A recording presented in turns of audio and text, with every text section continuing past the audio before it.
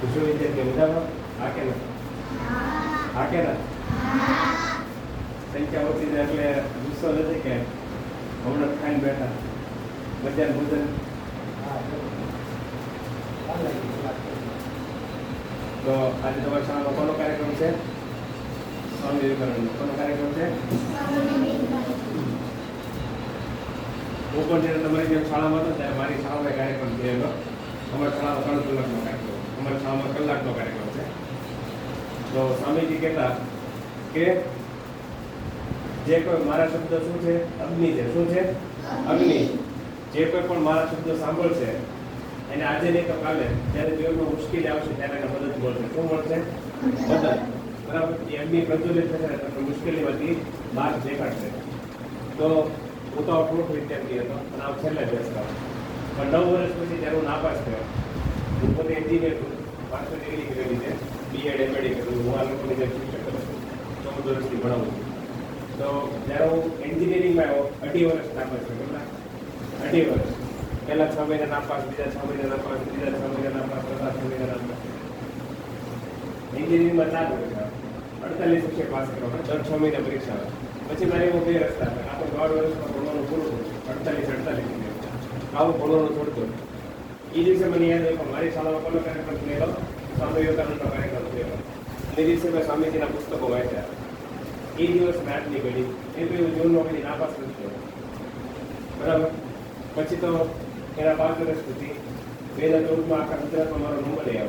આખા ભાવનગરમાં 1લો નંબર, આખા ગુજરાતમાં 9મો નંબર. જે વિષયમાં હું નાપાસ થતો એ જ વિષયમાં મારો આખા ગુજરાતમાં નંબર આવ્યો.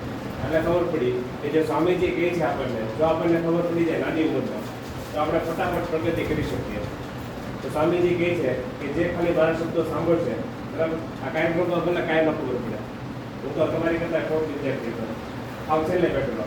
એ કાર્યક્રમમાં મને ખાલી એટલી જ ખબર પડેલી કે આ જે ભાઈ બોલે છે એ કાંઈક છે, સાચું છે ખોટું એ નથી ખબર. તો પછી 9 વર્ષ પછી મેં જ્યારે મને યાદ આવ્યું કે સ્વામીજીનો કાર્યક્રમ થયેલો ને મેં ઘણા બધા પુસ્તકો ખરીદેલા. એ પુસ્તકો મેં વાંચ્યા મારું જીવન બદલી ગયું. તો આજનો કાર્યક્રમ તમે જો શાંતિથી સાંભળશો, બરાબર, કાન ખુલ્લા રાખવાના, બરાબર, હું અહીંથી બોલું એ સાંભળો. તો આજે ને કાલે જ્યારે તમારા જીવનમાં મુશ્કેલી આવશે ત્યારે તમને સ્વામીજી મદદ કરશે. આ ગેરંટી છે, વોરંટી છે. ગેરંટી એટલે 100% મદદ મળે જ છે. તો કાર્યક્રમની શરૂઆત કરીએ. સ્વામીજી કહે છે કે 2 છોકરાને 2 છોકરીઓ છે. પહેલા 2 છોકરાને 2 છોકરીઓ છે. એક છોકરો કે છોકરી છે એને દુનિયાના બધા પુસ્તકો વાંચી છે. બીજો છોકરો કે છોકરી છે એને ખાલી 5 જ પુસ્તકો વાંચી. કેટલી? 5. સ્વામીજી શું કહે છે કે કોઈની પાસે વધારે બુદ્ધિ જ્ઞાન આવડત છે, એને ખાલી 5 વસ્તુ વાંચી છે, પોતાની જીવનમાં ઉતારવાની કોશિશ કરી છે, એની પાસે વધારે બુદ્ધિ જ્ઞાન આવડત છે. તો આપણે આજે કેટલી વસ્તુ શીખશું? 5. કેટલી વસ્તુ શીખશું? 5. પહેલી વસ્તુ છે આત્મશ્રદ્ધા. શું છે? આત્મશ્રદ્ધા. શ્રદ્ધા એટલે શું થાય? કોઈ કહી શકે? શ્રદ્ધા કોઈ આવશે દીકરી?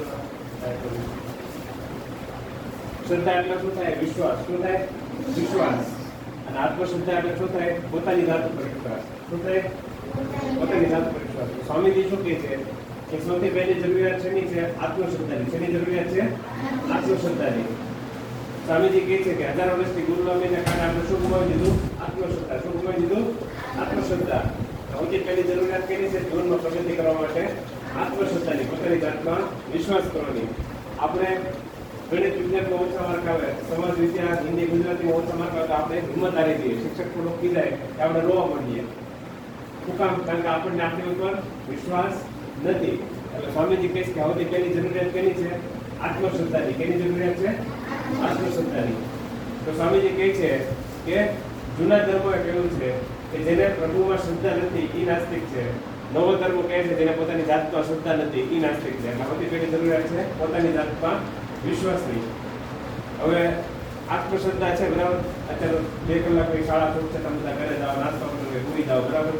બીજા દિવસે શાળા બધું ભૂલી જાઓ. કાલે કાર્યક્રમ થતો આગળ તમને વાર્તા કહો. વાર્તા તમને આખી જિંદગી યાદ રહેશે, બરાબર. આ સીધી વાર્તા છે. તમારી ત્યાં એક છોકરી હતી 1950માં એનો જન્મ થયો દક્ષિણ ભારતમાં. ક્યાં જન્મ થયો? દક્ષિણ ભારતમાં. અને પહેલેથી જ દીકરી ભણવા પહોંચ્યા.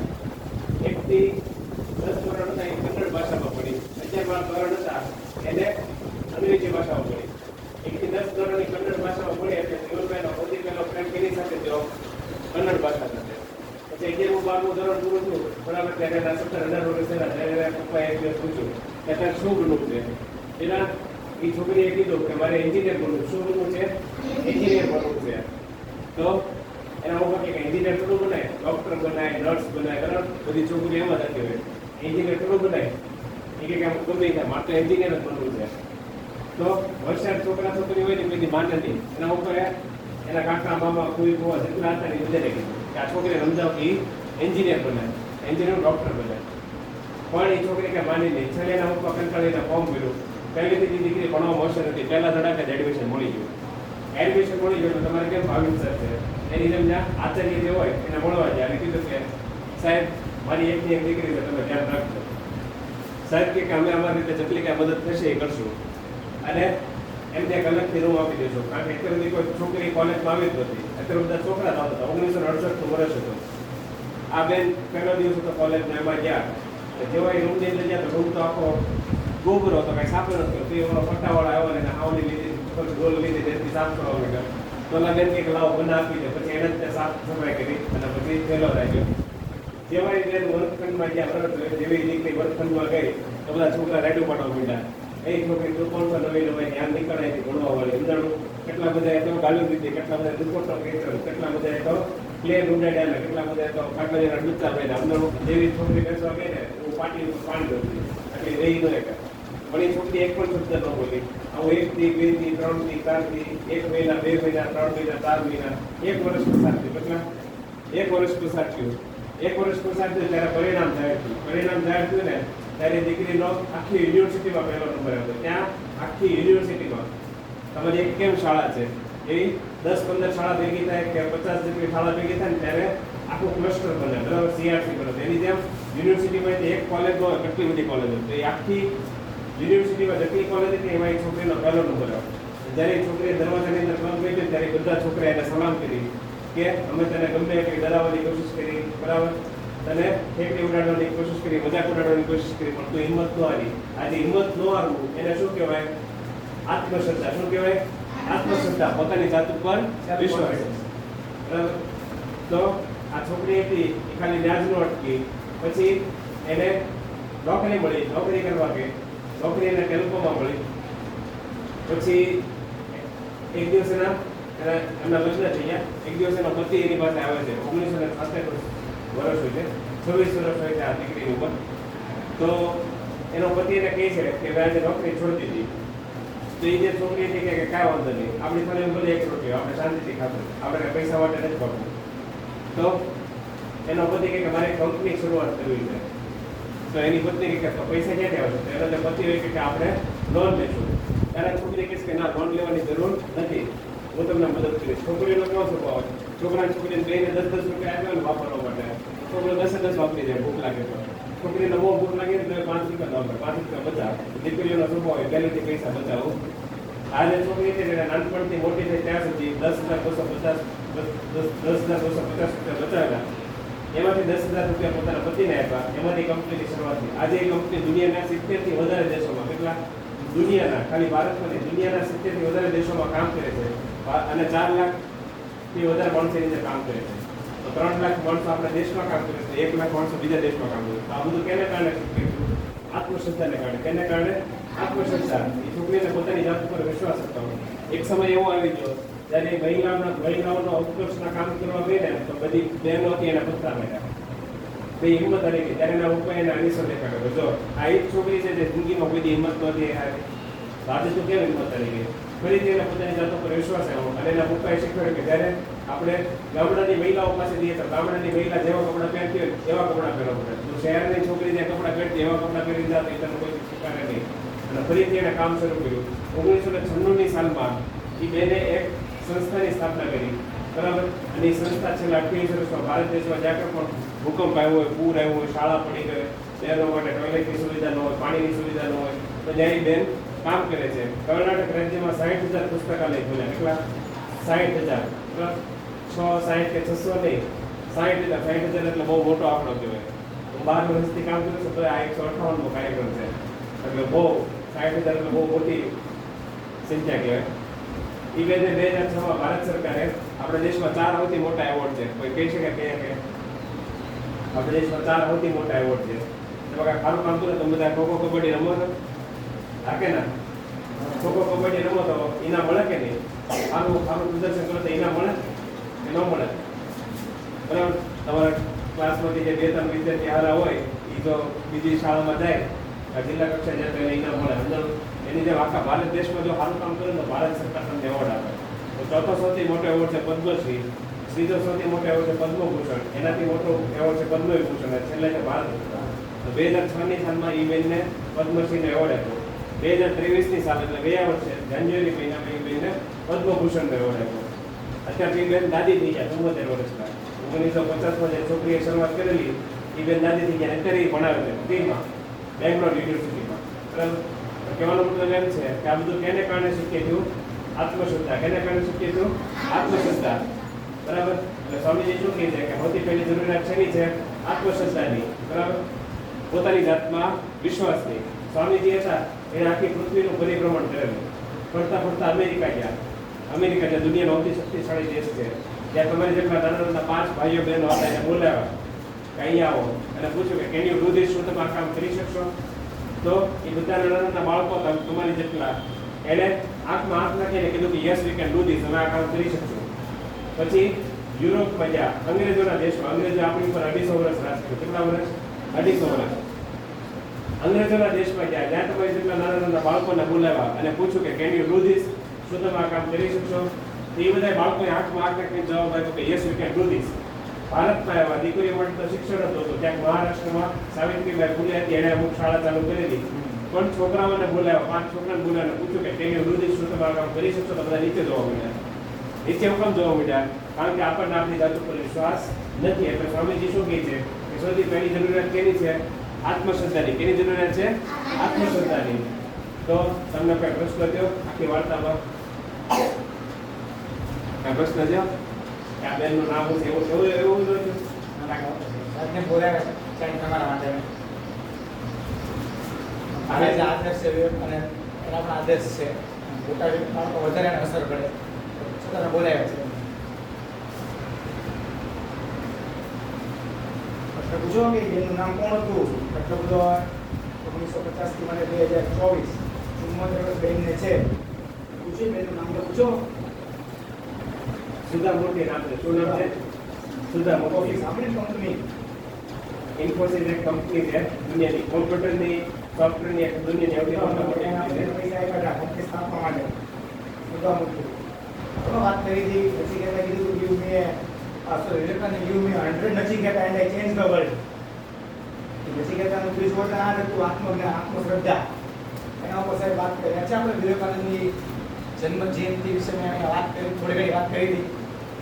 એ જ રામકૃષ્ણ પરમહંસ વિવેકાનંદ એની વિશે વાત લઈ આવ્યા છે તમારી સમક્ષ. એટલે આત્મશ્રદ્ધા હોવી જોઈએ. બરાબર. તો મારો રિસર્ચનો મુદ્દો એ છે કે તમને પોતાની જાત ઉપર સેલ્ફ કોન્ફિડન્સ હોવો જોઈએ. બરોબર ને? શિક્ષક જીવનમાં તમે કરી શકશો. શિક્ષક થોડુંક કીધા એટલે ડરી નહીં જાવ. શિક્ષક તમારા આ દુનિયા બે એવા વ્યક્તિ છે જિંદગી બહુ લાંબી છે. હું કહું છું ને વારંવાર, life is a game, play. જિંદગી એક ખેલ છે ને ખેલો. જિંદગી બહુ લાંબી છે અને રમે રાખો.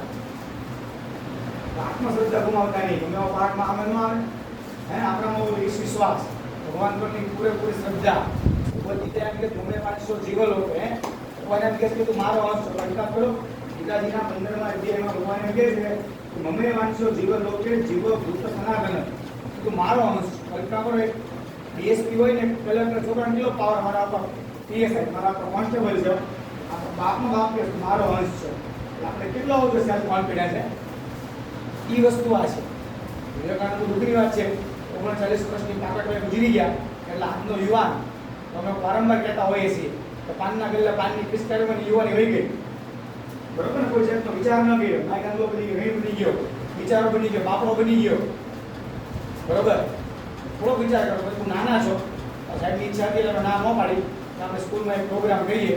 બાકી ખરેખર મોટા બાળકો હમણાં તો હલતા નથી, હલતા 200 બાળકો ભેગા હોય હલે નહીં. સેલ્ફ ડિસિપ્લિન આવી ગયા. એવો સતત વિચાર છે. એટલે કે આપણે પુસ્તકાલય વાંચીએ વિવેકાનંદ, વાંચો વિવેકાનંદને. બરોબર? સાહેબ બહુ સારી વાત કરે છે. તો દરેક રીતે બરાબર કે આત્મશ્રદ્ધા હોવી જોઈએ, પોતાની જાત ઉપર વિશ્વાસ હોવો જોઈએ, બરાબર. સ્વામીજી તો ત્યાં સુધી કહે છે કે આખી દુનિયા તમારી સામે ઊભી રહી જાય, તલવાર લઈ જાય, તમારા મા બાપ, ભાઈ બહેન, મિત્ર, વાલી, શિક્ષક, બેન પડી, શિક્ષક કહે છે, તો પણ જો તમને તમારી જાત ઉપર વિશ્વાસ હોય તો તમે ઇતિહાસ બદલી શકો. ઇતિહાસ બદલવા માટે પોતાની જાત ઉપર શ્રદ્ધા હોવી જોઈએ. નગર તો તમે જિંદગીમાં કાંઈ ન કરી શકો. તમે આવ્યા અને વયા ગયા, કોઈ કઈ ખબર પડી નહીં. વિચારો એટલે આત્મશ્રદ્ધા હોવી જોઈએ. તો સ્વામીજી અમેરિકામાં જ્યાં બાળકોને બોલાવ્યા, ભાઈઓ બહેનોને, જ્યાં કોઈને જ્યાં બધીને પૂછ્યું પણ ત્યાં કોઈ ના ન પાડી, ત્યાં બધે કીધું કે yes we can do this, અમે આ કામ કરી શકીએ. અંગ્રેજોના દેશમાં ગયા ત્યાં બધે કીધું કે yes we can do this. ભારતમાં આવ્યા પણ કોઈ કહી ન શક્યું. શું કામ? કારણ કે આ 1000 વર્ષની ગુલામીને કારણે આપણે શું ગુમાવી દીધું? આત્મશ્રદ્ધા ગુમાવી દીધી, બરાબર. સ્વામીજી શું કહે છે કે સૌથી પહેલી જરૂરિયાત શેની છે? આત્મશ્રદ્ધાની, બરાબર. તો આજે બેનની મેં તમને વાર્તા કીધી, એનું નામ શું છે? સુધા મૂર્તિ. શું નામ છે? સુધા મૂર્તિ. એને 30 થી વધારે પુસ્તકો લખ્યા છે, એમાંથી 16 જેટલા મેં વાંચેલા છે. બહુ સારા પુસ્તકો છે, વાંચવા જેવા છે. વિદ્યાર્થી કાળમાં આ પુસ્તકો વાંચો તો પછી સ્વામી વિવેકાનંદ એના વિશે ખાસ ભારતની પહેલી એન્જિનિયર હો. બહાર એને આખું લખી લઈ ગયું કે એન્જિનિયરમાં કોઈ કંપનીમાં કોઈ દીકરી કામ જ નહોતી કરી શકતી. એની પહેલી એને ઇતિહાસ રચી નાખ્યો. કંપનીમાં બધા કેવા છોકરા હોય તો શું કામ મને તમને નોકરી ન આપો, બરોબર. પોતે પછી કંપની સ્થાપી ઇન્ફોસિસ. એના વિશે વાત કરી, બહુ સરસ વાત છે.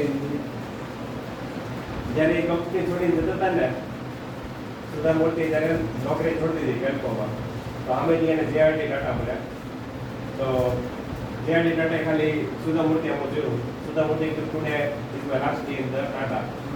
ત્યારે જેઆરડી કીધું કે what experiences do you have, તમારામાં શું અનુભવ છે, બરાબર. ત્યારે કીધું કે to live for the society, બરાબર. એટલે કે સમાજ માટે કાંઈક સારું કરો, બરાબર. બધા પોતપોતાનો સ્વાર્થ સાધવાની કોશિશ કરતા હોય તો સમાજ માટે જે કાંઈક સારું કરશે ને એ મહાન બનશે. આ જેઆરડી ટાટામાં સુધા મૂર્તિ શીખ્યા હતા. અને પછી આજે તો ઇન્ફોસિસ ફાઉન્ડેશને ભારત દેશના ઇતિહાસમાં બહુ મોટું નામ કર્યું. અને એને જે પુસ્તકો લખે છે, જ્યારે પણ તમારે એસએમસીમાં ગ્રાન્ટ આવતી આપણે સાહેબને વિનંતી કરીએ તો સુધા મૂર્તિના જેટલા પુસ્તકો લાવી શકાય. સ્વામી વિવેકાનંદ સૌથી બેસ્ટ જ છે, પણ અત્યારે તમારું લેવલ નાનું હોય એટલે સુધા મૂર્તિ બધા વાર્તાના પુસ્તકો લખે છે. પહેલાં વાર્તા વાંચો, પછી સ્વામી વિવેકાનંદ વાંચો, બરાબર. સ્વામી વિવેકાનંદ વાર્તા જ રહેવાનું, નાનું જ પાડતો અત્યારે તમારું લેવલ નાનું હોય, બરાબર. જેમ જેમ તમે મોટા થશે એમ તમને ખબર પડશે કે સ્વામી વિવેકાનંદ શું કહેવા માંગે છે. સૌથી પહેલી વસ્તુ આપણે શું શીખ્યા? આત્મશ્રદ્ધા. શું શીખ્યા? આત્મશ્રદ્ધા. બીજી વસ્તુ છે નિર્ભયતા. શું છે? નિર્ભયતા. કોઈ પણ બાબતથી ડરવું નહીં. આપણે નાની નાની બાબતમાં ડરી જઈએ, બરાબર. અત્યારે કેવું થયું છે, જો અત્યારે હવાદાન થયા છે, બરાબર. ક્યારનો પવન આવે છે મારી માટે, આ પ્લાસ્ટિકના ફરફરિયા છે એનો અવાજ આવે છે. પણ હું રાતે 3 વાગે આવ્યા તમને લઈને આવું ને, તો કાંક અવાજ પણ ત્યાં અડધા તો 2 વાગે હે સાહેબ પૂછ્યું બાપા હાલો જાણો, અડધા તો ઉલટી દીધા, અડધા તાવ આવે છે, અડધા 2 વાગે ટીંગા પડી ગઈ, દવાખાને લઈ જવું પડે. શું કામ? કારણ કે આપણે દિમાગમાં પહેલેથી તેનો ડર બેહાર દીધેલો છે ને. એટલે સ્વામીજી કહે છે કે જો અદ્ભુત કાર્ય કરવું હોય, કેવું અદ્ભુત, તો તમારે ડરને કાઢી નાખવો પડે, બરાબર. તો લીડર બનો. સ્વામીજી એવું કહે છે લીડર બનો. આપણે નાની નાની બાબતમાં ડરી જઈએ. આપણે ગણિત વિજ્ઞાનમાં થોડો ઓછા માર્ક હતા, શિક્ષક થોડું કહે ત્યાં ડરી જઈએ, અંગણ જોવા માંડીએ, બરાબર. એટલે ડરવાનું નથી. તમે ડરશો નહીં તો અદ્ભુત કાર્ય કરી શકશો. સ્વામીજી હતા, એનું નાનપણનું નામ છે નરેન્દ્રનાથન. એના પિતાનું નામ વિશ્વનાથન, એના મમ્મીનું નામ ભુવનેશ્વરી દેવી. એનો જન્મ છે 12 જાન્યુઆરી 1863 દિવસે થયેલો. હવે એના મમ્મી હતા એનું નામ ભુવનેશ્વરી દેવી. એને જિંદગીમાં બધી ભૂતની વાર્તા નહોતી દેવી. આપણે તો કેવું હોય કે બાળકો બહુ દબાણ કરે એટલે માં કે તું જા ને તો બાગડો આવશે. બાગડો એટલે કોણ? બાએ ઘડેલો. એવું કે ભૂત ભૂત કે હોય નહીં, અંદરનો બાગડો એટલે બાએ ઘડેલો. એટલે તમે હુઈ જાવ એટલે તમને તમારું ઊંઘી કે બાગડો આવશે. એના મમ્મી હતા એને જિંદગીમાં બધી ભૂતની વાર્તા નહોતી દેવી. 7 વર્ષની ઉંમરમાં તો, કારણ કે એના મમ્મી એને મહાભારત રામાયણની જ વાર્તા કહેતા. 7 વર્ષની ઉંમરથી નરેન્દ્રની ત્યાં સુધી એને મહાભારત રામાયણ આખું મોઢે હતું. સૌકે એ શ્લોક કહે ને તો એ તરત જ કહી દે આવું મહાભારતમાં કીધેલું છે. એકવાર જે નરેન્દ્ર હતા એ ઝાડો ઉપર ઊંધા માથે લટકતા હતા, હિંચકા ખાતા હતા. તો બાજુમાં એક દાદા હતા, એ આવ્યા અને કીધું એ નરેન્દ્ર હેઠો ઉતરી જાય, ઝાડો ઉપર ભૂત રહે છે. શું રહે છે? ભૂત રહે છે, બરાબર. એ તારી નોટ મળી નાખશે. તો નરેન્દ્ર તો હેઠા ઉતરી ગયા અને પૂછ્યું કે દાદા બ્રહ્મ રાક્ષસ એટલે કે ભૂત શું કરે? કે તારી નોટ મળી નાખશે. પણ નરેન્દ્રે જીવનમાં કોઈ ભૂત વિશે સાંભળેલું નહીં. એને નવાઈ લાગી. ભૂત બોલે કેવું હોય, એ શું ખાય છે, એ કેવા કપડાં પહેરે છે, ક્યારે છે, મારે ભણવું છે ભણાવો, એવું એને દાદા પૂછ્યું. તો દાદા ડરી ગયા કે મેં આની જાય કે દાદા ભાગી ગયા. મતલબ દાદા જેવા ભાગી ગયા એટલે નરેન્દ્ર માથે ઝાડો ઉપર ચડી જાય. એના બધા ભાઈબંધ હતા ને હરિની એ કે કઈ નરેન્દ્ર હેઠ ઉતરી જાય, ઝાડો ઉપર ભૂત રહે છે. શું રહે છે? ભૂત રહે છે. તો નરેન્દ્રએ કીધું કે ઝાડો ઉપર ભૂત ભૂત કઈ રહેતું નથી. હું હાવ નાનો હતો ત્યાંથી આ ઝાડો ઉપર હિંચકા ખાઉં છું. આજ સુધી મેં મારી જિંદગીમાં અહીંયા કઈ જોયું નથી. આ ઘટના ઉપરથી સ્વામીજી જરા મોટા છે. અમેરિકામાં એક સભા હતી, સિસ્ટર્સ ક્લબ. ત્યાં સ્વામીજી કીધું કે તમને કોઈ કે એટલે માની ન લો, ચકાસો. શું કરો? ચકાસો. આપણે 1 થી 8 ધોરણમાં કેટલા બધા વિષય ભણીએ છીએ પણ મોટાભાગનું ભૂલીએ છીએ. એની પાછળનું કારણ શું? કારણ કે આપણે જે માહિતી, બરાબર, તમે જે અત્યારે બધા પરીક્ષા આપતા હશો 1 થી 8 ધોરણની, એ બધી પરીક્ષા કેની આપો છો? માહિતીની પરીક્ષા આપો. કેની પરીક્ષા આપો? માહિતી. તમે ચોપડી વાંચી, તમને થોડુંક યાદ રહ્યું અને તમે લખી નાખ્યું, બરાબર. એટલે એ માહિતી થઈ. પણ માહિતી લાંબા સમય સુધી યાદ ન રહે. કોઈ પણ વસ્તુ લાંબા સમય સુધી યાદ રાખવું તો શું કરવું પડે? એને જ્ઞાનમાં રૂપાંતર કરવું પડે. કેમાં રૂપાંતર કરવું પડે? જ્ઞાનમાં. અને ક્યારે રૂપાંતર થાય? જો તમે એની ચકાસણી કરો તો. અને ચકાસણી કરવા માટે તમારે શું બનવું પડે? નિર્ભય. શું બનવું પડે? નિર્ભય. નીડર બનવું પડે. તો સ્વામીજી કહે છે કે કોક જગ્યાએ કાંઈક લખ્યું હોય, કોક આગળ કીધું એટલે માની લો, ચકાસો. શું કરો? ચકાસો. બરાબર. તમે ચકાસણી કરશો તો તમારો બધો ડર દૂર થઈ જશે અને તમને જ્ઞાન મળશે. માહિતીમાંથી જ્ઞાનનું રૂપાંતર થશે. બરાબર. તો આ તો પહેલી ઘટના છે. એકવાર કેવું હતું, નરેન્દ્રના હતા એ દરરોજ કસરત કરવા હતા. નવગોપાલ મિત્ર એના ભાઈબંધ હતા ને એના ક્રીડાંગણમાં, બાળ ક્રીડાંગણ, તમારા શાળાની સામે છે બાળ ક્રીડાંગણ. બરાબર. તો ત્યાં હિંચકો હતો ને એ તૂટી ગયો હતો. તો હિંચકો બધા ઊંચો કરતા હતા. પેલા આ બધા ભાઈબંધ હોય ને બધા મિત્રો હિંચકો ઊંચો કરતા હતા. અને એ તો સમય અંગ્રેજોનો હતો. અંગ્રેજોને જોઈને આપણા ભારતવાળા ડરી જતા. એ બધા નાના બાળકો બધા હિંચકો ઊંચો કરતા હતા પણ હિંચકાનો વજન એટલો બધો હતો ને કે હિંચકો ઊંચો નથી થતો. જેવા કે અંગ્રેજ હતો ને એ ત્યાં ઉભો થઈ જોતો હતો. નરેન્દ્ર હતા એને જોયું કે કોઈ ભારતવાળા તો મદદ કરવા આવશે નહીં. એ દોડીને અંગ્રેજ પાસે ગયા અને કીધું કે કેન યુ હેલ્પ અસ? શું તમે મદદ કરશો? તો અંગ્રેજ તો રાજી થઈ ગયો. આ છોકરો કેટલો સારો ઇંગ્લિશ બોલે છે. એ તરત આવ્યો અંગ્રેજ અને મદદ કરવા માંડ્યો. પણ આ બધું શું થયું કે હિંચકાનો વજન બહુ વધારે હતો એટલે એક ભાઈબંધ હતો ને એને હિંચકો મેકી દીધો. તો હિંચકો સીધો હેઠો પડ્યો અને એક સીધો માથા ઉપર આવ્યો. કોના માથા ઉપર આવ્યો? ઓલો અંગ્રેજ અધિકારી હતો ને એના માથા ઉપર આવ્યો. એનો માથો ફાટી ગયો. આપણા ભારતવાળા તો બધા ત્યારે ડરતો સીધા ભાગી જાય કે હાલો ફાટી જતો તો આપણને મારી નાખશે, જેલમાં નાખશે.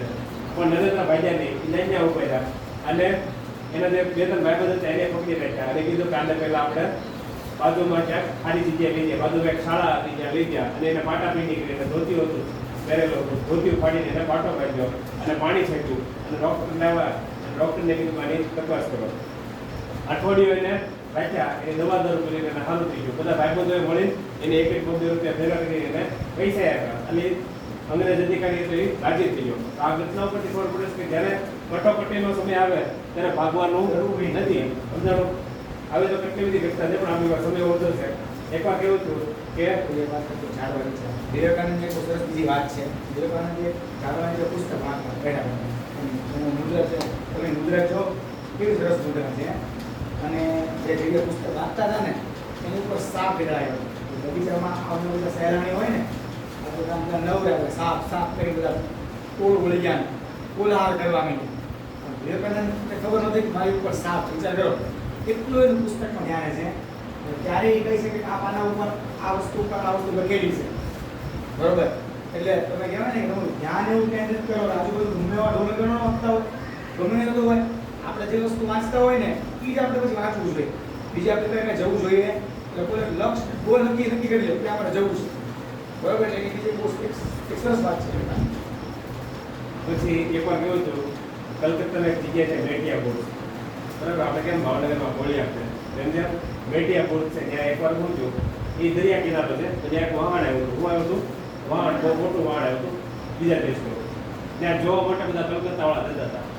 એ ત્યાં જવું હોય ને તમારે જ્યાં કલેક્ટર હોય ને એ સમયે અંગ્રેજોના જમવાનું, બરાબર. એની સાઇન લેન જઈએ કે ડાયરેક્ટ નથી જાય. તો દરેક રાતને દરવાજાથી અંદર ગયા. એ તો નાના બાળક હતા ને તમારે જેટલા, એટલે એને અંદર નતા આવતા. એ તું નાનો બાળક બહાર નીકળે છે, બરાબર. દરેક તરીકે જવું તો છે જ ને. બધા ભાઈબંધે નક્કી કર્યું જવું તો છે જ ને, બરાબર. ગમે જાય દરેક ઘડી બહાર ઉભા એને જોયું કે આ બધા શું કરે છે. એને જોયું કે પાછળ એક રસ્તો જો દરેક પાછળથી ગયા અને એની ભાઈથી સાઈડ લઈને આવી ગયા. પછી આગળના દરવાજેથી નીકળ્યા. તો ઓલો પટાવાળો કે તું અંદર કેવી રીતે જાવ કે હું દાદુ હતું જુગાર ખેલતા આવડે, જુગાર ખેલતા આવડે. એટલે નરેન્દ્ર કોઈ દિવસ ડરતા નહીં.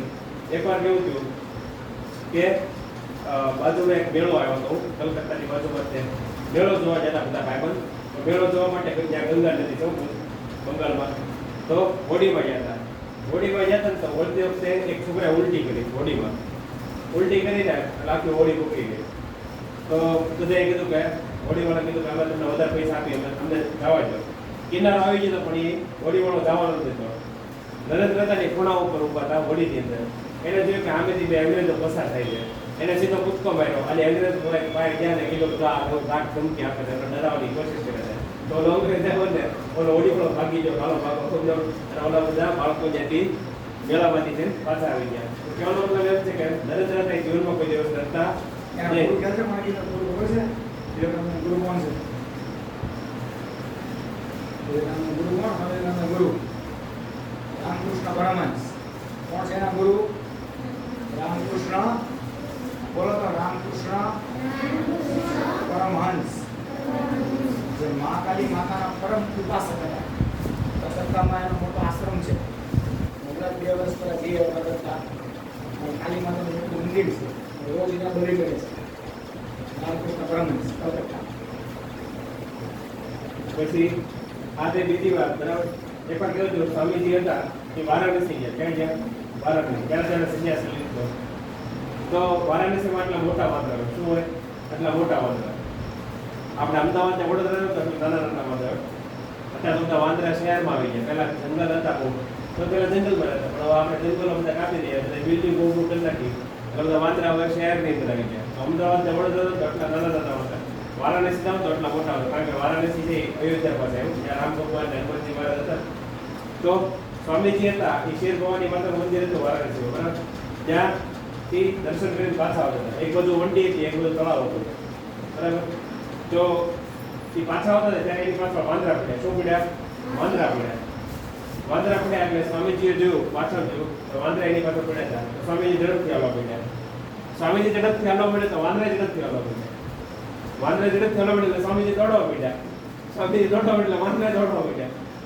એટલે એક સાધુ ત્યાં રહેતા હતા એ સાધુ ત્યાં વારાણસીમાં રહેતા 80-90 વર્ષની એરિયા ઉપર એને ખબર હતી કે વાંદરા ઉપર સ્વામીજી ડરતા નહીં પણ વાંદરા પાછળ હું પડે ને એના ઉપર એ ખબર નહોતી બરાબર આજે સ્વામીજીનો આમ ફોટો છે એની પાછળ આખી વાર્તા છે આ એને ન્યુયોર્કમાં વાર્તા કીધેલી જ્યાં સિસ્ટર્સ ક્લબ હતું જ્યાં 7000 બહેનો ભેગા થતા ત્યારે સ્વામીજીને પૂછ્યું કે સ્વામીજી જ્યારે જીવનમાં મુશ્કેલી હોય ત્યારે શું કરવું જોઈએ ત્યારે સ્વામીજી આ વારાણસીની વાર્તા કહી જો વારાણસીમાં હતો ત્યારે મારી પાસે વાંદરા પડેલા અને પછી એક 80-90 વર્ષના સાધુ હતા એને રાડ પાડી કે સ્ટોપ એન્ડ ફેસ ધ બ્રૂટ્સ બરાબર એને આમ કીધું સાધુ હતા સ્ટોપ એન્ડ ફેસ ધ બ્રૂટ્સ ઉભા રહ્યો અને દુષ્ટોનો સામનો કરો એટલે પછી સ્વામીજી આમ ઉભા રહ્યા અને બધા વાંદરા હતા એની આંખમાં આંખ નાખીને જોયું થોડી વારમાં બધા વાંદરા પૂરું થઈ ગયા આ ઘટના પરથી સ્વામીજી એમ કહે છે કે જીવનમાં જ્યારે મુશ્કેલી આવે ત્યારે એમાંથી ભાગવાની કોશિશ ન કરો પણ એનો સામનો કરો શું કરો સામનો કરો આપણે મોટા ભાગે શું કરીએ કે જ્યારે મુશ્કેલી આવે ત્યારે એમાંથી ભાગવાની કોશિશ કરીએ અને આપણે જીવનમાં કોઈ સફળ થઈ શકતા નથી એટલે જીવનમાં જો પ્રગતિ કરવી હોય તો મુશ્કેલીનો સામનો કરવો પડે શું કરવું પડે સામનો કરવો પડે સમજાણું એટલે જીવનમાં જ્યારે મુશ્કેલી આવે ત્યારે ભાગવાની કોશિશ નહીં કરતા જો તમારે ગણિત વિજ્ઞાનમાં ઓછા માર્ક આવતા હોય સમાજ રીતે હિન્દી ગુજરાતીમાં માર્ક ઓછા થતા એમાંથી કરવાની કોશિશ નહીં કરતા પણ સ્વીકારો કે મારા ઓછા માર્ક મારા વધારે મહેનત કરવાની જરૂર છે બરાબર આપણે શું કરીએ છીએ શિક્ષક બોર્ડ ઉપર લખાવતા બરાબર આપણું જ્યાં ત્યાં બોર્ડ ઉપર હોય નહીં સરકારે તમારા માટે બધો ખર્ચો કરેલો છે બરાબર શિક્ષક જ્યારે બોર્ડ ઉપર લખાવતા હોય તમારા હાથમાં જ્યારે પેન હોય બરાબર શિક્ષકના હાથમાં પેન હોય બોર્ડ ઉપર લખતા હોય જે હોશિયાર વિદ્યાર્થીઓનું ધ્યાન ત્યાં હોય જે ખોટ વિદ્યાર્થી હોય ને છેલ્લે બેઠો પેનથી લીટોડા કરતો હોય ત્યાં પછી પેન હોય ને એમના પડ્યો હોય તો પેન હું તમને મંદિરમાં રાખવા આરતી કરવા માટે આપીશ શિક્ષક જ્યારે દાખલા ગણો ત્યારે એ પેન ઉપર દાખલા ગણવાનું આપણે એટલા કરતા નથી એટલે આપણે જીવનમાં પ્રગતિ કરી શકતા નથી એટલે પહેલી વસ્તુ આપણે શું શીખ્યા આત્મશ્રદ્ધા શું શીખ્યા બીજી વસ્તુ નિર્ભયતા શું શીખ્યા નિર્ભયતા કોઈ પણ બાબતથી ડરવાનું નહીં નિર્ભયતામાં હજી એક વાર્તા કહી દઉં સ્વામીજી હતા ને અમેરિકામાં હતા એકવાર ભાષણ આપતા આપતા સ્વામીજી બોલ્યા કે જેને ઈશ્વરના દર્શન કરેલા ને એને જીવનમાં કોઈ ડર ન લાગે બરાબર તો જ્યાં કાઉબોયઝ હતા કાઉબોયઝ એટલે આપણે એને ગુજરાતીમાં ભરવાડ કહીએ કાઉબોયઝ હોય ને અમેરિકામાં શું કરે ગોળ ટોપી પહેરે હાથમાં બંદૂક હોય ઓલબોટ પહેરેલો અને ઘોડા ઉપર ફરે એ બધા કાઉબોયઝે નક્કી કર્યું કે સ્વામીજીને આપણે ગામડામાં બોલાવે આપણે નક્કી કરીએ આપણે જોઈએ કે સ્વામીજી કેટલા લીડર છે સ્વામીજીને પોતાના ગામડામાં બોલાવ્યા અને એક ટીપણું કરી એ ઉપર સ્વામીજીને ઉભા રાખી દીધા અને સ્વામીજીને કીધું કે સ્વામીજી તમે ભાષણ આપવાનું ચાલુ કરો હિન્દુ ધર્મ વિશે કે તમારા જે બોલવું એ બોલો, અમારા માણસોને જ્ઞાન આપો. તો સ્વામીજીને ઊભા રાખી દીધા. એ બધા કાઉબોય હતા ને દૂર વહી ગયા. તો બધે હાથમાં બંદૂક હતી અને એ બધા ગોળીઓ છોડવા માંડ્યા. સ્વામીજી તો ભાષણ આપ્યું, સ્વામીજી તો ધ્યાન નતું. સ્વામીજી તો ખાલી ભાષણ આપવામાં મશગુલ હતા. એ બધા હતા એ દૂર ઊભા હતા. એને બધી ગોળીઓ ખલાસ થઈ ગઈ. અમુક ગોળી માથા ઉપરથી જાય, અમુક કાન પાસેથી જાય, અમુક હાથ પાસેથી પસાર થાય, અમુક પગ પાસેથી પસાર થાય. આવી રીતે કલાક વહી ગયો.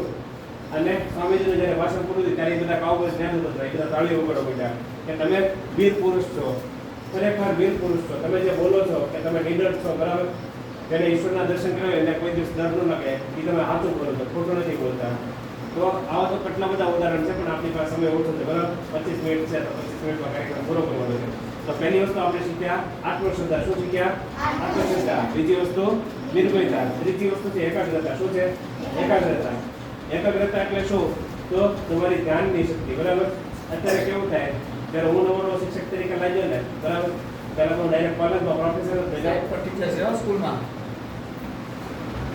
તો હું નવો શિક્ષક તરીકે લાગ્યો ને, કોઈ વિદ્યાર્થી દાખલો ન કરતો હોય, કોઈ છોકરો સીધો એક લાભ કરતો, એ ડોકા ખબર નથી પડતી દાખલો બનાવો શિક્ષક.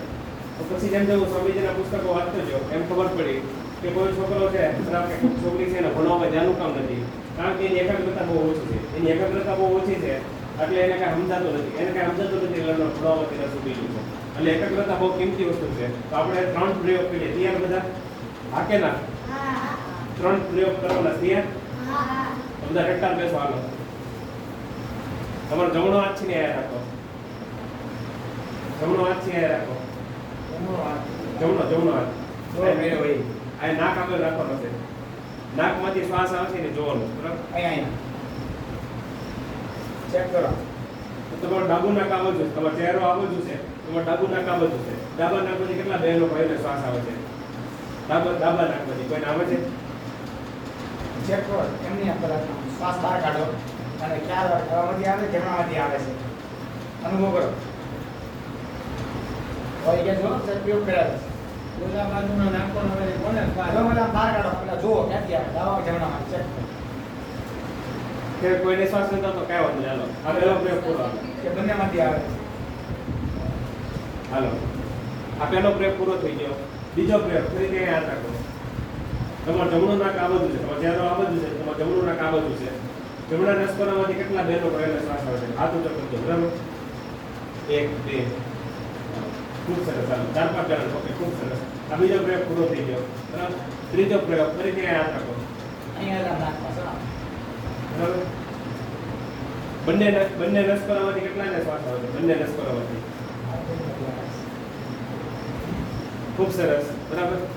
તો આ 3 પ્રયોગ કર્યા, બરાબર. અમે 1 રૂપિયા આપણે ખર્ચો નથી કર્યો. 3 પ્રયોગ મફતમાં હતા, પણ 3 પ્રયોગ કર્યા એટલે તમારી બુદ્ધિ તેજ થઈ જાય, બરાબર. સૌથી પહેલો પ્રયોગ, ડાબા નાકમાંથી શ્વાસ આવે એનો મતલબ શું? બરાબર. અત્યાર સુધી તમને એવું હતું કે આપણે શ્વાસ લઈએ છીએ, જીવીએ છીએ, બરાબર. એવું નથી. ક્યારેક ડાબા નાકમાંથી શ્વાસ આવતો, ક્યારેક જમણા નાકમાંથી શ્વાસ આવતો, ક્યારેક બે નાકમાંથી શ્વાસ આવતો. તો ડાબા નાકમાંથી કોઈ હાથ ઊંચો નતો કે એ બહુ સારું કહેવાય. એનો મતલબ શું છે? ડાબા નાકમાંથી શ્વાસ ક્યારે આવે? જ્યારે તમારું શરીર થાકી ગયું હોય, બરાબર. તમારું શરીર થાકી ગયું હોય અને તમારે આરામ કરવાનો સમય હોય ત્યારે. હવે અત્યારે તમે બધા થોડીક વાર પહેલા તે કલાક પહેલા જમીન બેઠા, બરાબર. તમે બધા અત્યારે શક્તિશાળી છો. અત્યારે કામ કરવાનો સમય છે. કેનો સમય છે? કામ કરવાનો. આરામ કરવાનો સમય નથી, બરાબર. તો જ્યારે તમે રાતે સુવા જાઓ ને ત્યારે અહીંયા હાથ રાખજો. તમારા ડાબા નાકમાંથી શ્વાસ આવતો હશે. શું કામ? કારણ કે તમે થાકી જાય, બધા આવતો જ એટલે. પછી આપણે બીજો આ પહેલો પ્રયોગ કર્યો. બીજો પ્રયોગ, બરાબર. બીજો પ્રયોગ કર્યો કે જમણા નાકમાંથી શ્વાસ આવતો હોય. તો જમણા નાકમાંથી શ્વાસ આવતો એનો મતલબ એમ કે તમારું શરીર શક્તિશાળી છે. કોઈને ડાબા નાકમાંથી નહોતો શ્વાસ આવતો એનો મતલબ કે કાં તો જમણા નાકમાંથી આવતો, કાં બે નાકમાંથી. બીજો પ્રયોગમાં 5-6 બહેનો ભાઈ હાથ ઊંચો કરેલો, એ ખૂબ સારું કહેવાય. તો જમણા નાકમાંથી શ્વાસ આવે એનો મતલબ એમ છે કે તમારું શરીર અત્યારે કેવું છે? શક્તિશાળી છે. કેવું છે? શક્તિશાળી છે. કામ કરવાનો સમય છે, આરામ કરવાનો સમય નથી. શિક્ષક કહે કે દાખલા ગણો તો ગણવાના. તો એ પેન ત્યાં પડી હોય ને આપણે એમના મોતમાં બેઠા હોય એમ ન હાલે. શિક્ષક કે દાખલા ગણો તો ગણવાના. આપણે બધા શું કરીએ? શિક્ષક તમને એની ઘરકામ આપે, આપણે સીધા ઘરે દોડી જઈએ, સીધા પેલા ઘા કરતી સમજાણું. એ ખૂણામાં થેલો ઉડ્યો, બીજા દિવસે આવીએ ત્યારે પેલો ગોતો પડે, ચાંડ્યો થેલો સમજાણું. એ શિક્ષક પૂછે કે ઘરકામ કર્યું હતું? મેડમ પૂછે ઘરકામ કર્યું હતું? ના. તો શિક્ષક બોતો કરી આરતી ઉતારે. તમે કે કામ કરી રહ્યા છો, તમે ઘરકામ એ કરીને ન આવો તો એ તમને એમ કે હું રાતોરાત પહેલો નંબર લઈ આવો, તો પહેલો નંબર એમ ન આવે. એની માટે મહેનત કરવી પડે. જે કોઈ પણ છોકરો કે છોકરી જેનો પહેલો નંબર આવતો હોય તમે પૂછજો એ શિક્ષક કે મેડમ જે તમને ઘરકામ આપતા હોય ને એ કરીને આવતા હોય, બરાબર. શિક્ષક દાખલા ગણાવતો તે ગણતા હોય, શિક્ષક કે મેડમ સુભાષિત લખાવતા તે લખતા હોય, શિક્ષક કે મેડમ ગદ્ય કે પદ્ય લખાવતા તે લખતા હોય. જ્યારે કામ કરવાનો સમય છે, શિક્ષક કહે કે દોડો તો દોડવાનું છે.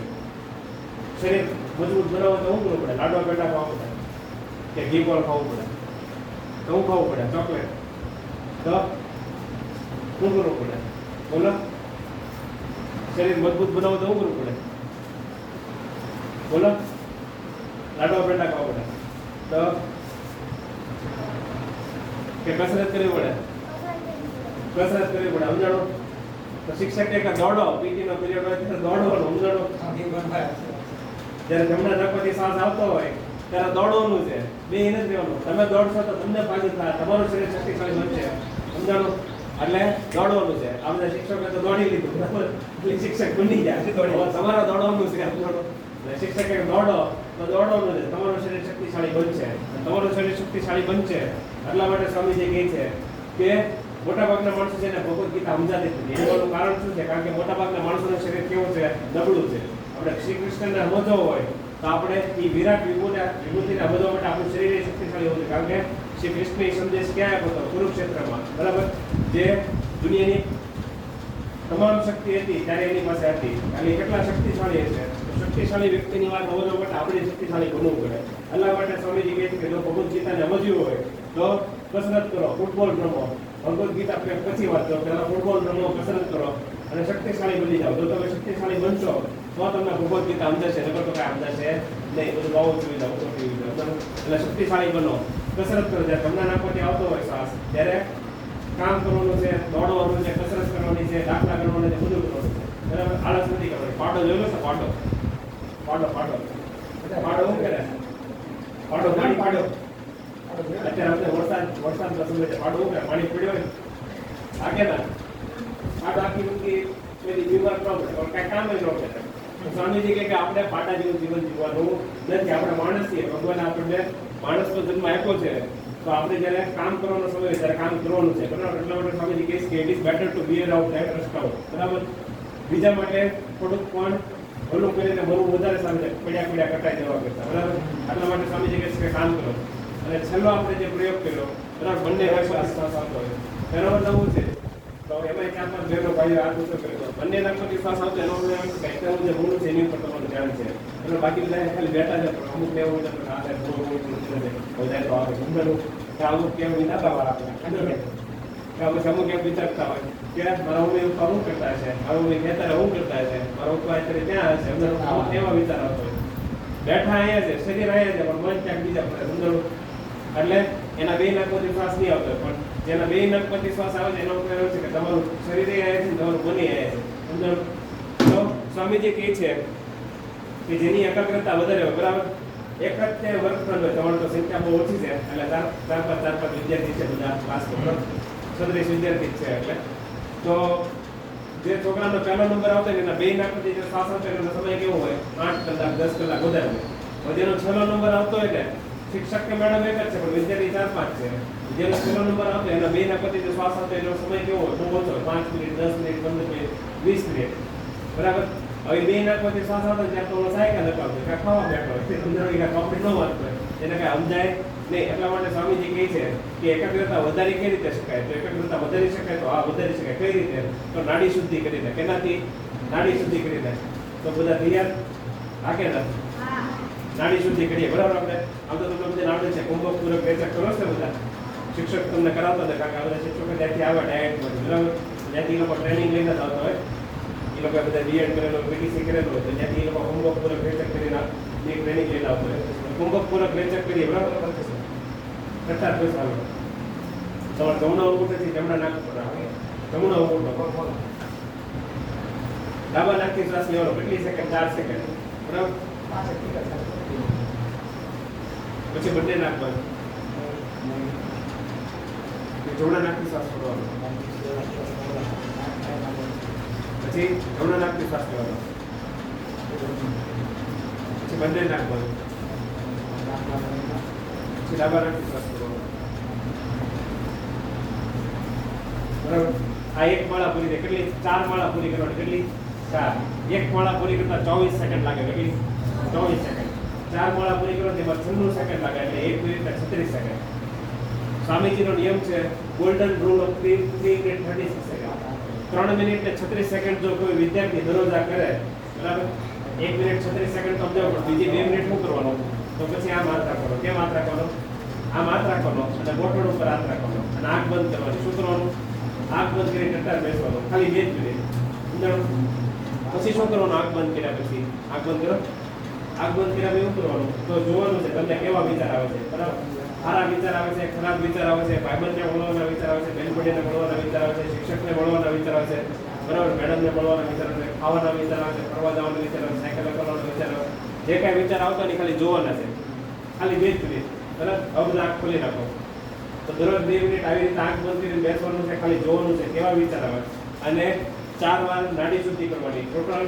3 મિનિટ ને 36 સેકન્ડ જો કોઈ વિદ્યાર્થી 3 મિનિટ ને 36 સેકન્ડ પોતાના જીવન માટે આપી શકે તો સ્વામીજી ગેરંટી આપે વોરંટીથી તમારા કિસ્સામાં મને એવું કહી દો પણ તમારી એકાગ્રતા વધશે કેટલી વધશે તો સ્વામીજી કહે છે કે જો તમે ખાલી 21 દિવસ કરો કેટલા 21 દિવસ તો 5% વધશે જો તમે 6 મહિના કરો તો 10 થી 15% વધશે જો તમે 12 વર્ષ કરો એક સૂર્યમાળા તો તમારી મેધાશક્તિ અપ્રતિમ થઈ જાય તમને દુનિયામાં કોઈ નહીં હરાવી શકે તમે અપ્રતિમ તમે જે ખાલી એક વસ્તુ વાંચી છે એ આખી જિંદગી યાદ રહે તો બીજી વાર વાંચી જ નહીં પડે સ્વામીજીના સાચી વાત છે 12 વર્ષ એટલે એક સૂર્યમાળા છે માણસનું જીવન છે 5 સૂર્યમાળા હોય 60 વર્ષ બરાબર એક સૂર્યમાળા જો તમે ખાલી એટલું કરો ને 3 મિનિટ 36 સેકન્ડ તો તમે સુપર પાવર બની જાવ બરાબર સુપર હ્યુમન બીંગ સ્વામીજીના આગળ પડે નિયમિત રોજ કરવું પડે તો આપણે વાત કરતા કલામાં તો તમારે 1 રૂપિયા દેવાનું નથી ખાલી શાંતિથી તમારા ઘરે જઈને કરવાનું છે ક્યારે કરવાનું સવારે 4 થી 8 પણ સાંજે 6 થી 8 પણ ક્યારે કરવાનું તો ખાતા પહેલા ખાધા પછી નહીં ખાતા પહેલા શું કામ કારણ કે ખાતા પહેલા તમને ભૂખ લાગી હોય બરાબર એટલે તમારું જે નામ ખાવા ઉપર હોય તો ત્યારે જો કરો ને તો એ એક સાધનામાં તપમાં કરે છે એને તિતિક્ષા કહેવાય બરાબર વિદ્યાર્થી કાળમાં તો 25 વર્ષ સુધી તમે આ કરો ને અને જો 12 વર્ષ સુધી કરો તો તમારી મેધાશક્તિ અપ્રતિમ થઈ જાય સમજાણું તમે દુનિયામાં કોઈ ન હરાવી શકે સ્વામીજીના જીવનમાં 4-5 ઉદાહરણ લઈ આપણી પાસે સમય ઓછો છે એટલે એકવાર કેવું થયું સ્વામીજી હતા ને અલવરમાં હતા ક્યાં હતા અલવર રાજસ્થાનમાં આવેલું છે અલવર તો ત્યાંના રાજા હતા ને સામે ઉભા હતા અને સ્વામીજી આ બેઠા હતા સ્વામીજી પાસે એક ટેબલ પડ્યું છે જ્યાં 3 પુસ્તકો પડેલા હતા સ્વામીજીએ પહેલું પુસ્તક લીધું 1 પાનું 2 પાના 3 પાના બધા પાના ફેરવ્યા એ પુસ્તક હેઠે ગયું બીજું પુસ્તક લીધું 1 પાના 2 પાના બધા પાના ફેરવ્યા પુસ્તક હેઠે ગયું ત્રીજું પુસ્તક ગયું ત્યારે રાજા સામેથી આવીને આવતા હતા તો રાજાએ પૂછ્યું સ્વામીજી તમે શું ગોતો છો મને જો મદદ નથી તમને મદદ નથી ત્યારે સ્વામીજી કીધું પુસ્તક વાંચું છું તો રાજા વિચારવા પડી ગયો કે કોઈ મને આટલું ઝડપથી પુસ્તક વાંચી છે કે 1 સેકન્ડ 1 પાનું હોય છે ત્યારે સ્વામીજી કીધું કે તમને એવું લાગતું હું ખોટું બોલું તો આ તમારી આંખમાં મેં પુસ્તક વાંચે તમારે જે પૂછવું એ પૂછો તો રાજા જેટલા પ્રશ્ન પૂછે ને બધા સ્વામીજી સાચા જવાબ આપ્યા ખાલી એટલું જ નહીં સ્વામીજી એ પણ કહી દીધું કે કયા પાનામાં કયા પ્રશ્ન કઈ લીટીમાં કયો શબ્દ લખેલો છે રાજા વિચારવા પડી ગયો કોઈ માણસ એટલું ઝડપથી કઈ રીતે વાંચી શકે તો સ્વામીજી કહે છે કે જ્યારે બાળક નાનું હોય ને પહેલા બીજા ધોરણમાં ત્યારે એના શાળામાં શિક્ષક હોય ને એ પાર્ટીમાં ક ખ ગ લખતા શીખવાડે કે નહીં બરાબર પછી જ્યારે વિદ્યાર્થી બીજા ચોથા ધોરણમાં ત્યારે પાર્ટીની અંદર આખો શબ્દ લખતા શીખવાડે કમલ રમે છે ભમે છે દોડે છે લખા શીખવાડે ને બધા શિક્ષક મેડમ છે એ શીખવાડે જ ને એ જ વિદ્યાર્થી જ્યારે 7મા 8મા ધોરણમાં હોય ત્યારે આખું વાક્ય એક સાથે લખી શકે હું શાળાએ જઈ રહ્યો છું હું મારું નામ આ છે મારા પપ્પાનું નામ આ છે પણ સ્વામીજી કહે છે કે દુનિયામાં 98% માણસોની બુદ્ધિ ખાલી એટલી જ વિકસિત છે બરાબર સ્વામીજી કહે છે કે આની કરતાં બુદ્ધિનો વધારે વિકાસ થઈ શકે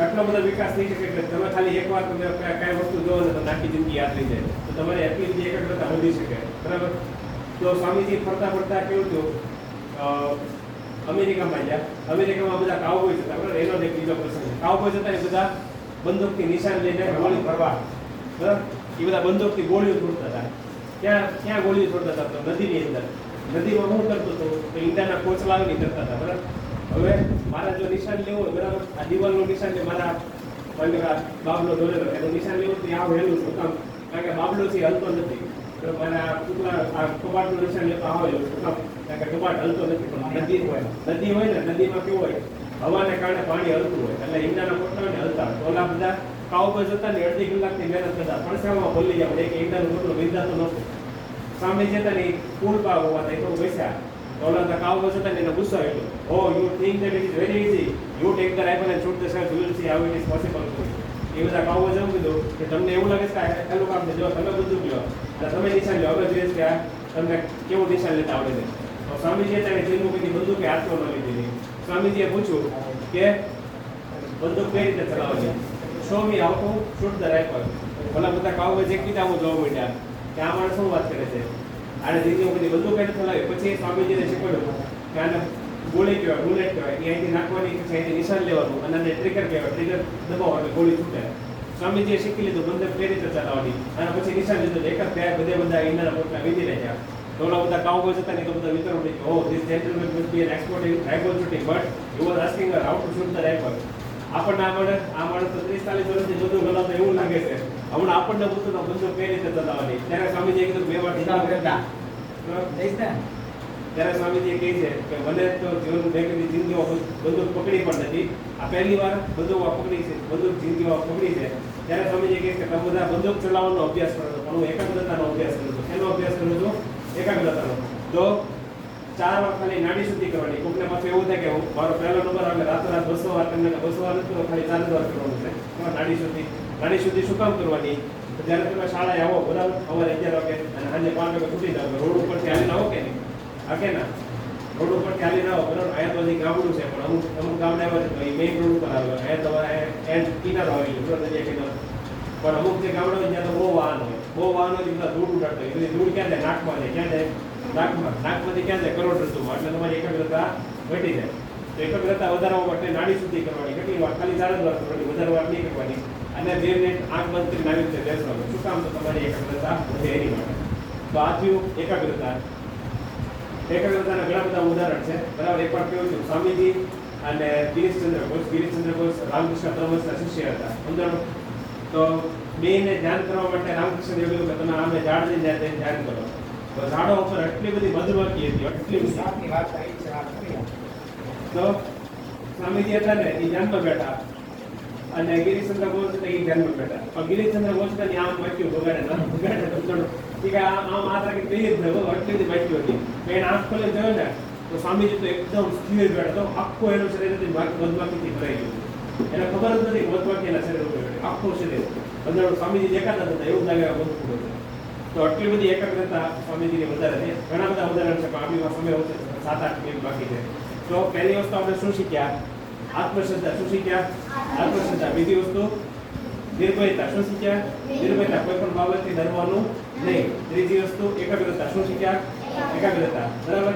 જેટલી તમારી ધ્યાનની શક્તિ વધારે છે એટલું તમે સ્વામીજી ક્યાં સુધી કહે છે કે ગરીબ માણસ અને અમીર માણસ વચ્ચે શેનો ફેર છે એકાગ્રતાનો ગરીબ માણસ ગરીબ છે કારણ કે એની પાસે એકાગ્રતા ઓછી છે અમીર માણસમાં એકાગ્રતા વધારે છે સફળ વ્યક્તિ છે એની પાસે એકાગ્રતા વધારે છે નિષ્ફળ વ્યક્તિ પાસે એકાગ્રતા ઓછી છે બરાબર એટલે એકાગ્રતા જીવનનું સારભૂત તત્વ છે ચોથી વસ્તુ છે આદર્શ શું છે આદર્શ એટલે શું તો સ્વામીજી કહે છે એક રસ્તો શું છે એક રસ્તો તમે બધા સવારે શાળાએ આવ્યા કે નહીં 11 વાગે તમે શાળાએ ક્યારે આવ્યા જ્યારે તમને રસ્તો ખબર છે ત્યારે તમે રસ્તો ભૂલી જાવ તો તમને ખબર છે કે હું ઘરેથી નીકળ્યું ત્યારે જમણી બાજુ ઓળવાનું ડાબી બાજુ ઓળવાનું અહીંયા ટીપડાનું ઝાડ છે અહીંયા દુકાન છે આ કે ના જો તમે રસ્તો ભૂલી જાવ તો અત્યારે 5 વાગે શાળાએથી છૂટો અને તમે ઘરનો રસ્તો ભૂલી જાવ તો તમે રોડ ઉપર ઉભા રહીને માથું કરતો તો જવાનું શીખ્યા બરાબર આ કે ના હું તમને અત્યારે બધાને એમ કહું હાલો આપણે જઈએ તમે બધા એમ પૂછો તો કરીએ કે ક્યાં જવાનું છે આ કે ના ત્યાં સીધો હાલો બોલો ગાંડે રોડ ઉપર બોલો ક્યાં જવાનું સીધો તમને ખબર હોવી કે નહીં તો સ્વામીજી કહે છે આદર્શ હોવો ખૂબ જરૂરી છે સ્વામીજી કહે છે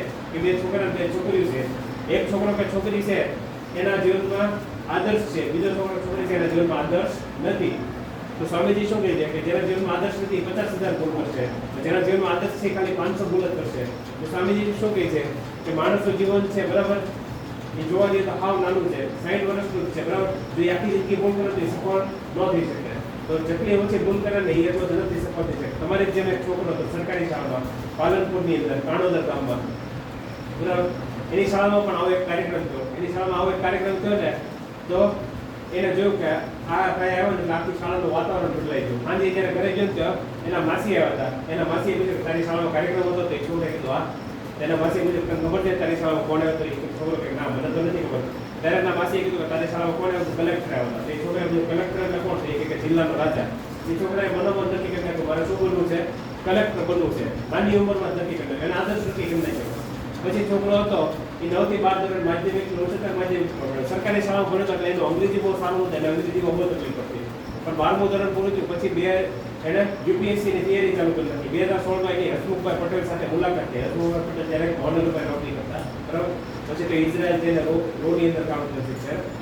તો પછી 2016 માં હસમુખભાઈ પટેલ સાથે એની મુલાકાત થઈ ત્યારે એને ખબર પડી કે આ પોલીસનું કામ કરવા જવું છે. 2020 માં એને કોરોનામાં પોલીસનું કામ જોયું અને એને બહુ લગાવ થયો.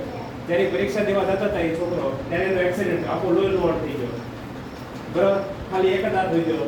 એના ભગવાનનો આભાર માન્યો કે એ ભગવાન તારો ખૂબ ખૂબ આભાર કે મારો એક હાથ બચાવ્યો. અને એનાથી પરીક્ષા દેવા ગયો. આખા ભારતમાં 1.5 કરોડ વિદ્યાર્થીએ પરીક્ષા આપેલી. એમાં એનો નંબર 523 ની આસપાસ આવ્યો. સૌથી પહેલી નોકરી એને ક્યાં મળી? ભાવનગરમાં. ક્યાં મળી? ભાવનગરમાં. એનું નામ છે આઈપીએસ સતીશ હસન. બધા એને પૂછે કે 22 વર્ષની ઉંમરે તમને નોકરી મળી છે, આ એક ચમત્કાર છે, એનો બદલે આ સત્ય સમાજ બરાબર. તો એ જે સફેદ હસન છે કેટલા બધાને એવું લાગે કે આને કાંઈક લાભો મળી છે કે આ ચમત્કાર છે, એવું કંઈ નથી. એને શું કરેલું? નાની ઉંમરમાં આદર્શ નક્કી કરેલો. શું કરેલું? આદર્શ નક્કી કરેલો કે મારે શું બનવું છે. તો સ્વામીજી કહે છે નાની ઉંમરમાં નક્કી કરો તમારે શું બનવું છે. શું કામ? કારણ કે અત્યારે મેં તમને કીધું ઓલી દિવાલ છે ને હટી ના હો તો હજી તો હું કોને નહીં તો અડધા દોડી ત્યાં પહોંચી જાય, અડધા દોડીને આવી જાય. શું કામ? કારણ કે અત્યારે તમે કેવા છો? શક્તિશાળી છો. કેવા છો? શક્તિશાળી છો. 80 વર્ષના ડોહા ડોહી થઈ જાવ, બરાબર. લાકડીના ટેકે હાલતા હો તમે કહો કે ત્યાં જાઓ તો તમે જો એ બાપા મને ન લીધા, બરાબર. તમે ટીકા ટોળી લીધા તો ત્યારે કાંઈ નવું કામ ન થાય. જે કાંઈ કરવાનું છે અત્યારે જ કરવાનું છે. સ્વામીજી કહે છે જગદંબાની વેદી ઉપર જે બલિદાન આપવાનો સમય છે યાદ છે, બરાબર. પછી કાંઈ થતું નથી. એટલે સ્વામીજી કહે છે કે આદર્શ નક્કી કરો શું બનવાનું છે. જો ગાયક કલાકાર બનવું હોય તો લતા મંગેશકર છે, હેમંતભાઈ ચૌહાણ છે, કીર્તિદાસ ગઢવી છે. જો તમારે ક્રિકેટર બનવું હોય તો મહેન્દ્રસિંહ ધોની છે, વિરાટ કોહલી છે. જો તમારે સાયન્ટિસ્ટ બનવું હોય તો એપીજે અબ્દુલ કલામ છે, વિક્રમ સારાભાઈ છે, હોમી બાબા છે, બરાબર. તો જે ક્ષેત્રમાં તમારે આગળ વધવું છે એમાં તમારે આદર્શ હોવો જોઈએ. અને છેલ્લો મુદ્દો, બરાબર. પહેલી વસ્તુ આપણે શીખ્યા આત્મશ્રદ્ધા. શું શીખ્યા? આત્મશ્રદ્ધા. બીજી વસ્તુ છે નિર્ભયતા. ત્રીજી વસ્તુ છે એકાગ્રતા. ચોથી વસ્તુ છે આદર્શ. તમે બધા ફેર પતોડી ફરો છો? હા કે ના?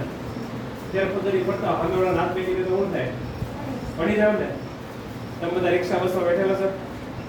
રિક્ષા બસમાં બેઠેલા છે કે નહીં? રિક્ષા બસમાં બેઠો તમને ઊંઘ આવી જાય, ગાળ આવે તો શું થાય? પડી જાવ તમે? તો પડી જાવ ને. તો તમે જાગતા હો, તમે લોખંડનો દાંડિયો પકડી રાખો તો તમે પડી જાવ. તો સ્વામીજી કહે છે કે આદર્શને પકડી રાખવાનો છે. શું છે? આદર્શને પકડી રાખવાનો છે.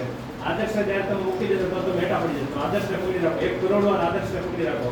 ભલે જીવનમાં નિષ્ફળતા પણ એની કાંઈ પરવા કરો નહીં. તમે કૃષ્ણ ભગવાનના મંદિરમાં જાઓ તેનો મુગટમાં શું હોય? હમણાં જન્માષ્ટમી આવે છે, નજીક જ છે. એટલે મુગટમાં શું હોય? મોરપીંછ હોય ને બીજું ક્યાંક શું હોય? મણી હોય, મોતી હોય. મોતી ચમકતો હોય ને, તો બહેનો જે ભરત કામ કરે તેમાં મોતી ચમકતા હોય ને. સ્વામીજી કહે છે કે નિષ્ફળતા એ મોટી જેવી છે. નિષ્ફળતાથી કોઈ ડરો નહીં. કરોડો વાર ભલે નિષ્ફળતા પડે, 1 કરોડ 1 વાર પ્રયત્ન કરો તો સફળતા મળશે, બરાબર. એટલે સ્વામીજી કહે છે કે પહેલી વસ્તુ આપણે શું શીખ્યા? આત્મશ્રદ્ધા. બીજી વસ્તુ નિર્ભયતા. ત્રીજી વસ્તુ એકાગ્રતા. ચોથી વસ્તુ આદર્શ. છેલ્લી વસ્તુ ચારિત્ર ઘડતર. ચારિત્ર ઘડતર એટલે શું? તો સ્વામીજી કહે છે કે પૈસા, નામ, યશ, કીર્તિ આ બધી કાંઈ ફાયદો ન થાય. માત્ર ચારિત્રથી મુશ્કેલીથી વંચો જેવી દિવાલોને તોડીને તેમાંથી બહાર કાઢે. સ્વામીજી કહે છે કે જેમાં પૈસા બહુ હોય, યશ હોય, કીર્તિ હોય, બધું હોય દુનિયા, પણ એમાં ચારિત્ર નથી, જિંદગીમાં કાંઈ ન કરી શકે, બરાબર. સ્વામીજી તો ત્યાં સુધી કહે છે કે if you have lost the money you have lost nothing. તમે પૈસા ગુમાવી દીધા જિંદગીમાં તો તમે કાંઈ નથી ગુમાવ્યું. But if you have lost the health you have lost 5%. But if you have lost the character you have lost everything. તમે જો પૈસા ગુમાવી દીધું તો તમે એક વસ્તુ પણ ગુમાવી નથી. તમે જો બીમાર પડો છો, તમારું શરીર સારું નથી તો 5% વસ્તુ ગુમાવો છો. પણ જો તમે ચરિત્રહીન થઈ ગયા તો તમે જિંદગીમાં બધું ગુમાવી દીધું. તો ભાઈ તમે જિંદગીમાં કાંઈ કરી શકશો નહીં. તો ચરિત્ર ઘડતર કઈ રીતે કરો? તો ચરિત્ર ઘડતર કરવા માટે આ સ્વામીજી સહેલો રસ્તો દેખાડે છે, બરાબર. તમને સમજાય એવો કે સ્વામીજી કહે છે કે બીજાને મદદ કરો. પણ આપણે બધા કેવી મદદ કરીએ? એ ઓલો ડાકલો દેખાડતો, એ ઓલા પેપરમાં શું આવે, એ ઓલા પ્રશ્નનો શું જવાબ દેખાડતો. આપણે બધા એવી મદદ કરીએ. અંદર એવી મદદ નથી કરવાની. એની કરતાં ભાઈબંધ કે બેનપણીને કહેવાનું કે જો તને દાખલો કે જે કાંઈ હોય તને શીખવાડીશ કે પણ આખું વર્ષ શીખવાડીશ. પરીક્ષામાં તો જોઈ નહીં, આખું વર્ષ તને શીખવાડીશ. તમને ઘણી વાર એવો પ્રશ્ન આમ તો થવો જોઈએ, કોઈ પ્રશ્ન પૂછો જ દીધી. પ્રશ્ન એવો થવો જોઈએ કે તમને ઘણી વાર એવું થાય કે આ સર કે મેડમ છે ને આટલું બધું આવડે છે શું કામ? તો સંસ્કૃતની અંદર એક સુભાષિત છે કે જેમાં એવું લખેલું છે કે જે માણસ આખો દી જ્ઞાન આપતો હોય ને તેનું જ્ઞાન વધે. તો જો તમે પરીક્ષામાં ચોરી કરાવો, બરાબર, એની કરતાં તમે શું કહો કે 11મી ક્લાસમાં તો શાળામાં શિક્ષક કે મેડમ હોય, એની સિવાય તમે કહો તો હું દરરોજ તારા ઘરે આવીને તારા દાખલો કે જે કાંઈ શીખવાડીશ. બરાબર, 11મી ક્લાસમાં તો શિક્ષકો છે તમને મદદ કરવા માટે. 5 વાગ્યા પછી જો તને કઈ ન આવડતું તો તને શીખવાડી, પરીક્ષામાં ચોરી નહીં કરવાની. તો બીજાને મદદ કરવાની, પણ સાચા કામમાં, ખોટા કામમાં નહીં. તો એનાથી તમારું ચારિત્ર્ય ઘડતર થશે. ખાલી એટલું જ નહીં, તમારા મમ્મી પપ્પાને, તમારા મમ્મી છે એને પાણી ભરવામાં મદદ કરો, રોટલી બનાવવામાં મદદ કરો, તમારા પપ્પા છે એને ખેતરે જવામાં મદદ કરો, બરાબર. તમારા મમ્મી પપ્પા કહે કે હવે તું ભણવાનું છોડી દે, બરાબર, તું મારે ખેતરે આવ, તમારા પપ્પા કહે હું ભણવાનું નહીં છોડું, પણ હું દરરોજ તમારે કલાક ખેતરે આવીશ, પેલા ઘરકામ એ પૂરું કરી નાખવાનું.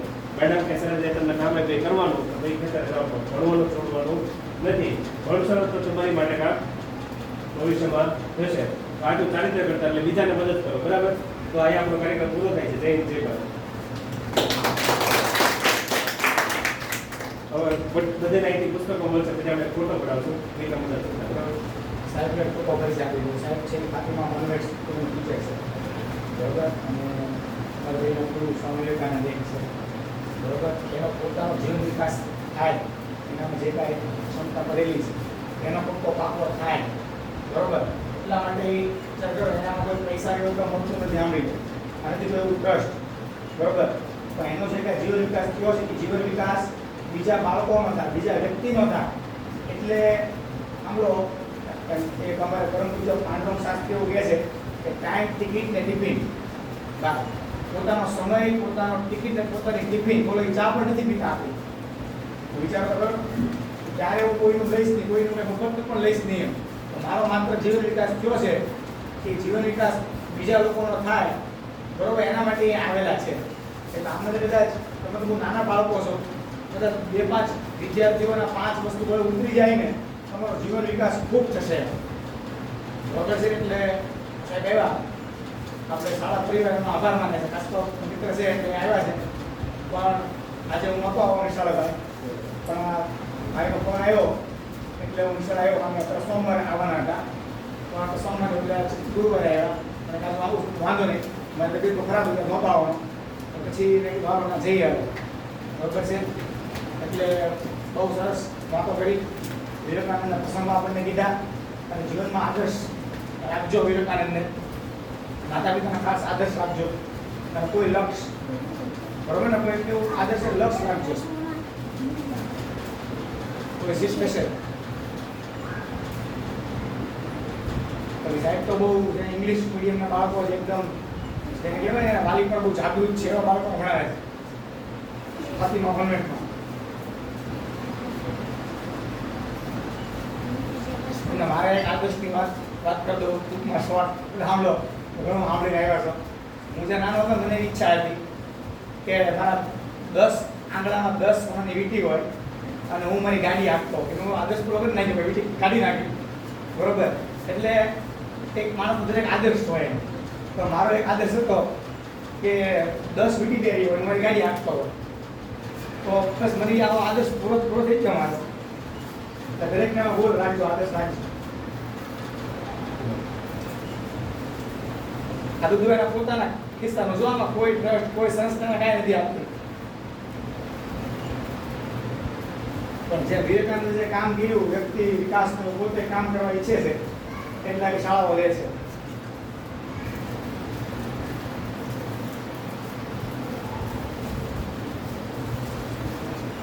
અમુકને પોતાનો સ્વાર્થ હોય, હું સ્વાર્થથી જાઉં, મને સાહેબને કોઈ બિન સ્વાર્થ ધરાવે આવ્યા છે.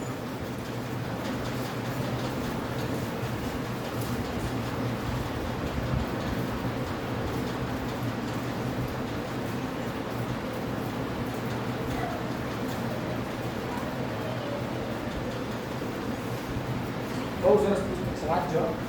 કઈ જાવ